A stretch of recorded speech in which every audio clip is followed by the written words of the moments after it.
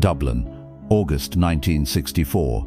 The city was wet, the way only Dublin can be wet. Not a downpour, just a persistent grey mist that soaked through your coat before you realized it was raining.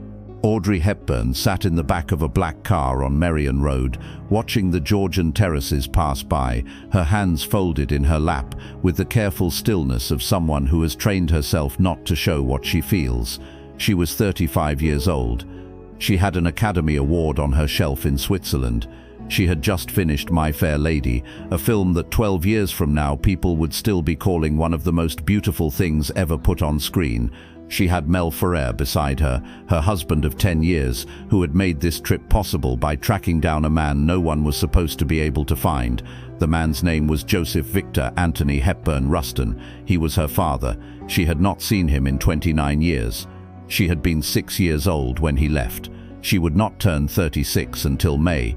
That meant she had now lived more than 4 adult years for every 1 year she had known him as a child. And yet the child was the one sitting in the back of that car. The child was the one whose hands would not stop trembling. What happened in that flat on Merrion Road, what Joseph said, what he didn't say, the expression on his face when he opened the door, broke Audrey Hepburn in a way that winning the Oscar never had, in a way that the German occupation of Arnhem never fully had, in a way that nothing in her long and genuinely difficult life quite managed to replicate, because the occupation had been inflicted upon her by strangers. This was inflicted upon her by a man who was supposed to love her.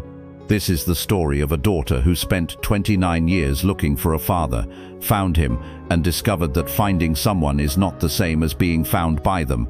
And this is the story of what she did with that knowledge for the rest of her life. Brussels, 1935.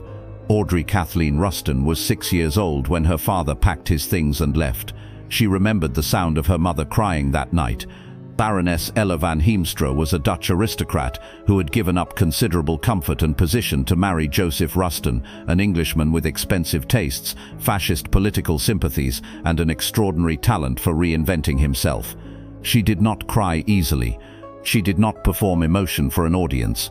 But that night, behind the closed door of her bedroom, she cried the way a person cries when they understand that something is broken permanently.